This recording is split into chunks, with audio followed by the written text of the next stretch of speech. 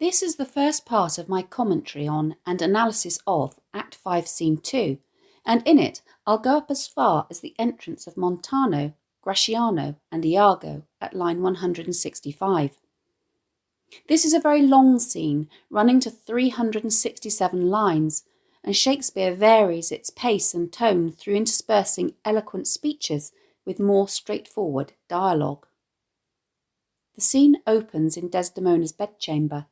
Enter Othello with a light and Desdemona in bed. As he watches Desdemona innocently asleep, Othello attempts to justify what he is about to do. Note that the pronoun it here refers to Desdemona's adultery, which Othello is reluctant to say aloud in the hearing of the pure stars in the night sky above, for fear of shocking them. It is the cause, my soul. Let me not name it to you, you chaste stars. It is the cause. Still intent on murdering her, Othello is reluctant to do so in such a manner that will cause her outward injury and so disfigure her. Yet I'll not shed her blood, nor scar that whiter skin of hers than snow and smooth as monumental alabaster. The word alabaster refers to a type of soft stone that is used for the carving of ornaments, statues and monuments because it has a beautiful white finish.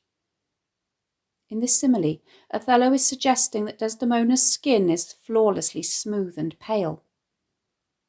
The adjective monumental evokes the elaborate tombs that were carved featuring life-size reclining statues of the person interred beneath, not only foreshadowing her imminent death, but also suggesting that to damage her outward appearance would be comparable to desecration. He is adamant, however, that yet she must die, else she'll betray more men.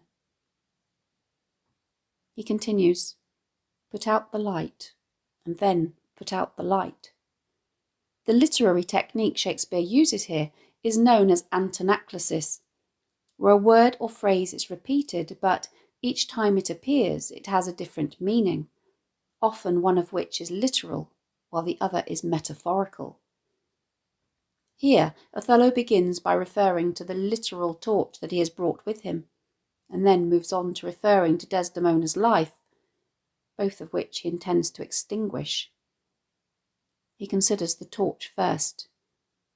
If I quench thee, thou flaming minister, I can again thy former light restore, should I repent me.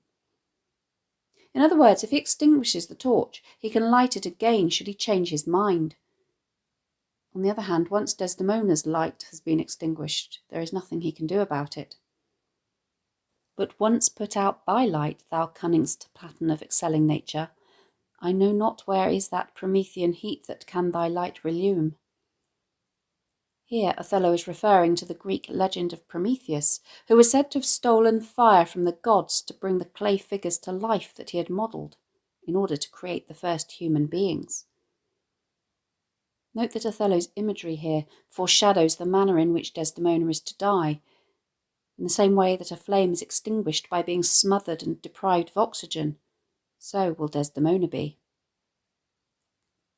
He now turns to another metaphor to describe her beauty and her life and the irrevocable act he is about to commit. When I have plucked thy rose, I cannot give it vital growth again. It needs must wither. I'll smell it on the tree. In other words, he will take pleasure from her while she still lives. As he kisses her, he almost falters. O balmy breath that dost almost persuade justice to break her sword. One more, one more.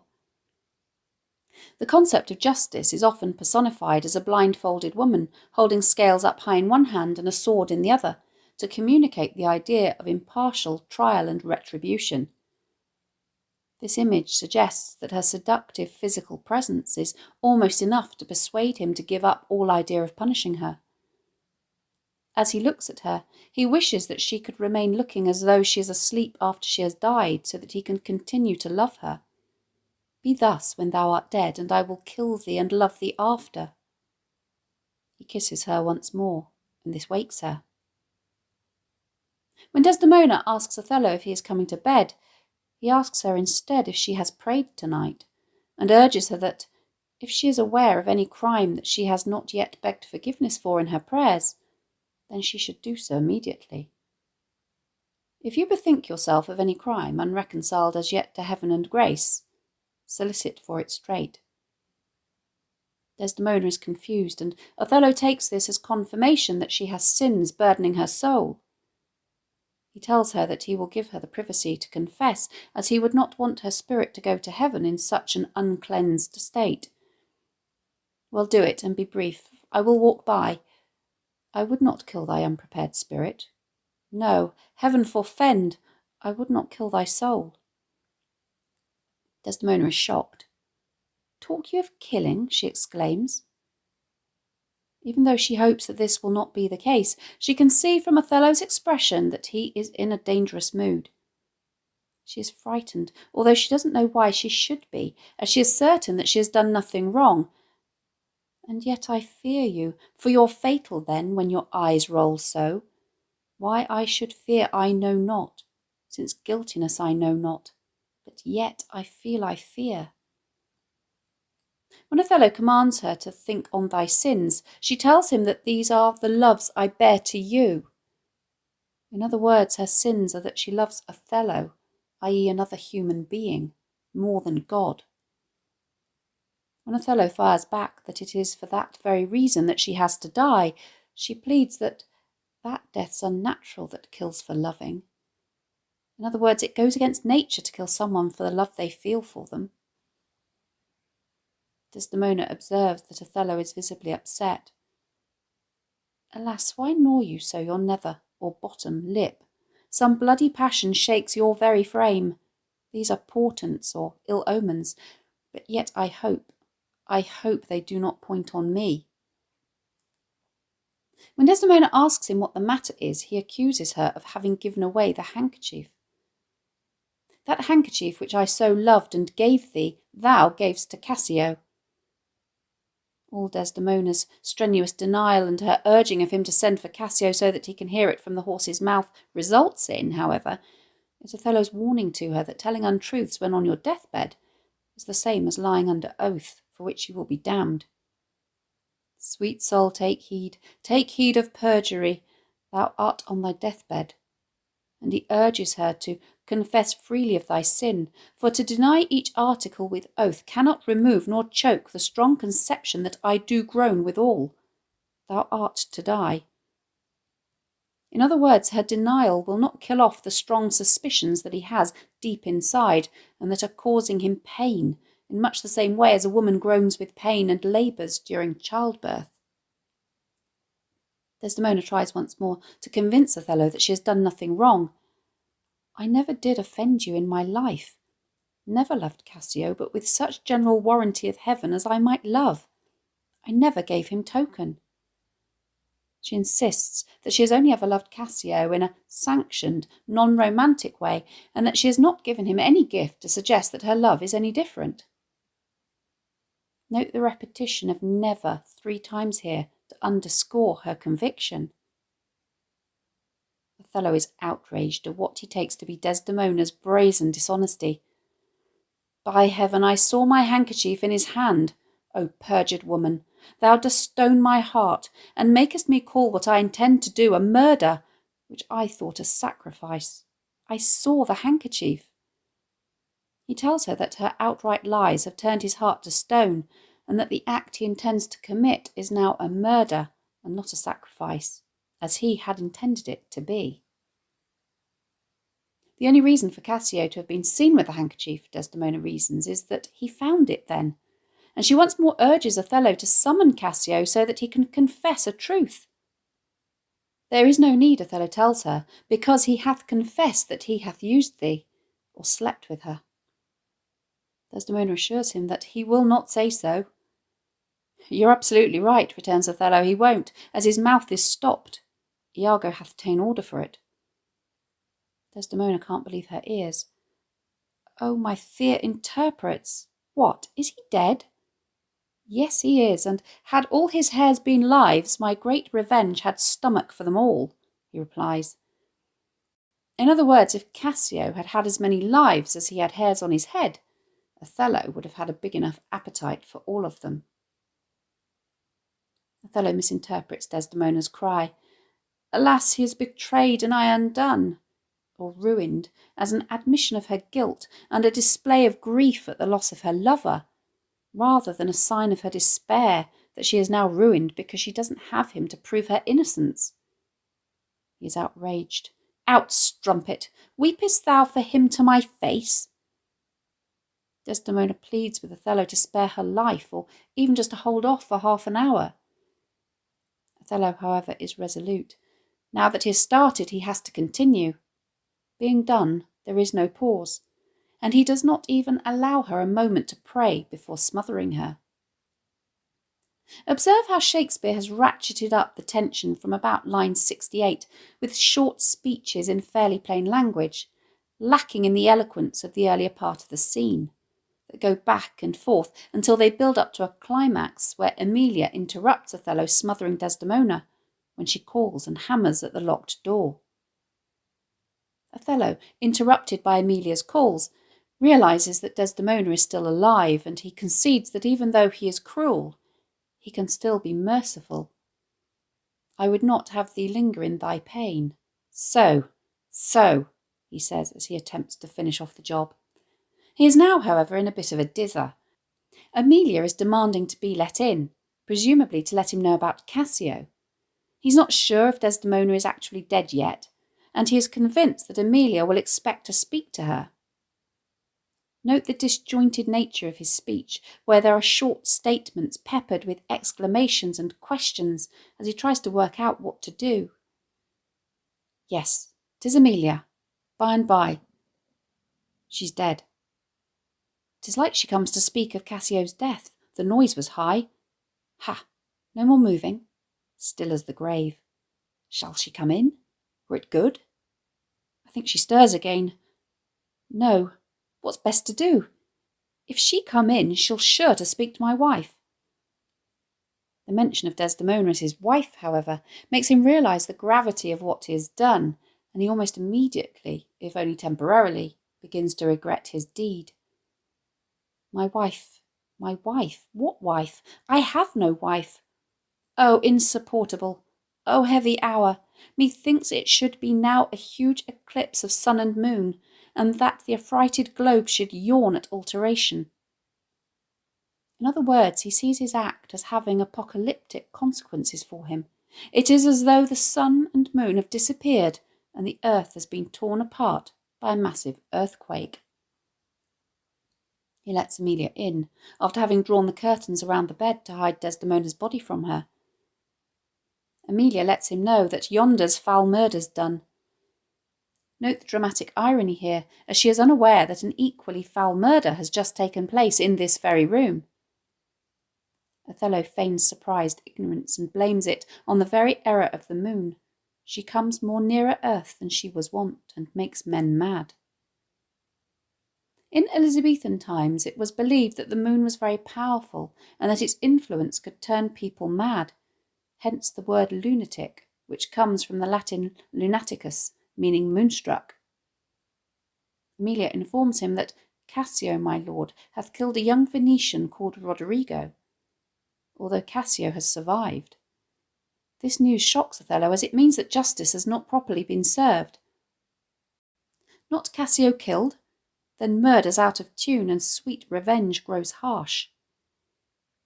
It is at this point that Desdemona momentarily revives and calls out, "Oh, falsely, falsely murdered," which alerts Emilia to her situation. Othello continues to feign ignorance as he pretends not to have heard her. That? What? Emilia, however, is not to be put off, and she goes over to the bed to discover her mistress lying there. "Help, help, ho, help, O lady, speak again. Sweet Desdemona, O sweet mistress, speak."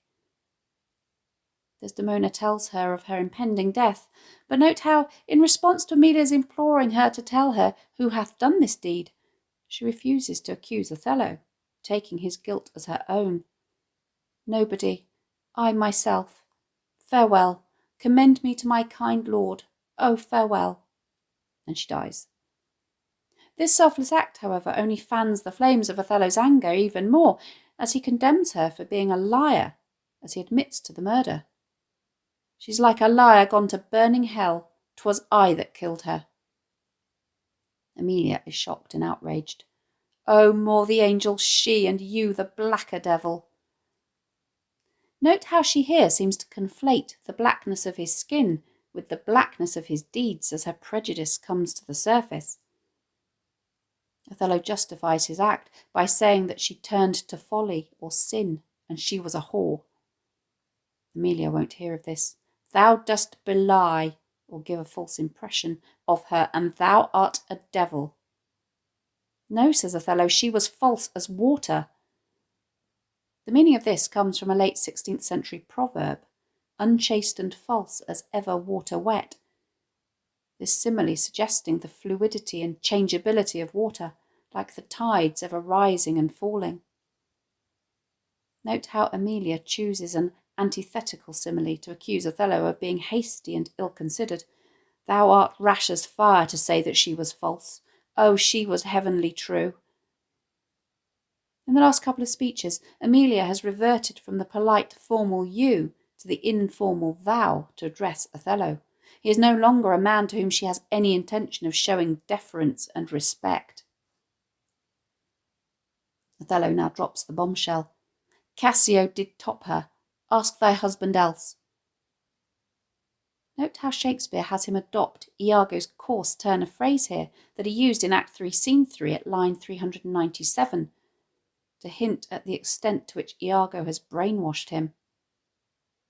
He now excuses his actions by claiming that he had just cause to commit such a serious act that would otherwise have sent him to hell.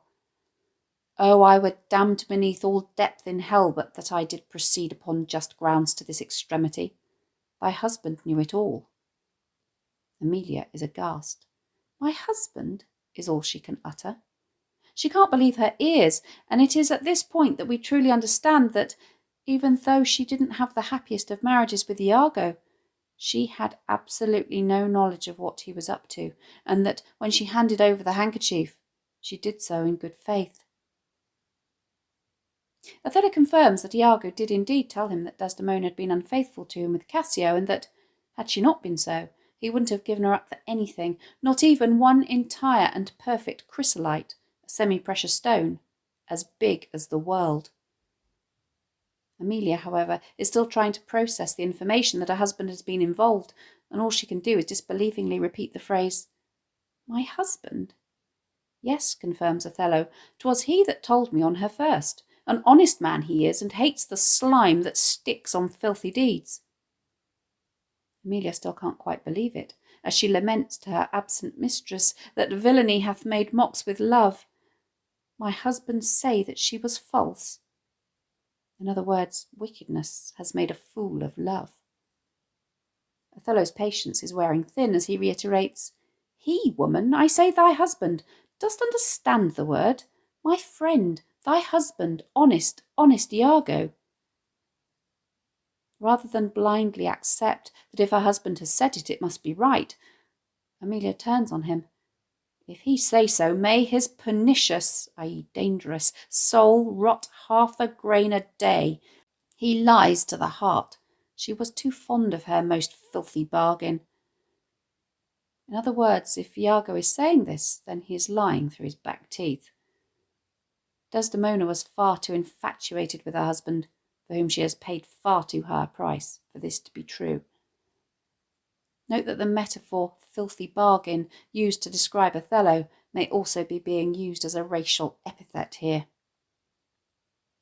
Othello reacts strongly to this with a ha, presumably accompanied by a threatening gesture, as Emilia challenges him to do thy worst. This deed of thine is no more worthy heaven than thou wast worthy her. In other words, his murderous act is damnable. Its worth is as far away from heaven as Othello's worth was from Desdemona. Othello warns her to be quiet. Peace you were best. But Emilia is defiant, telling him that she has far more capacity for pain than he is able to inflict. She calls him a fool and an idiot, and is not in any way intimidated by the sword with which Othello is threatening her. She has every intention of unmasking him as a murderer, even if he could kill her 20 times over. Thou hast not half that power to do me harm as I have to be hurt. O gull, O dolt, as ignorant as dirt, thou hast done a deed. I care not for thy sword. I'll make thee known, though I lost 20 lives. Help, help, oh help! The Moor hath killed my mistress. Murder, murder!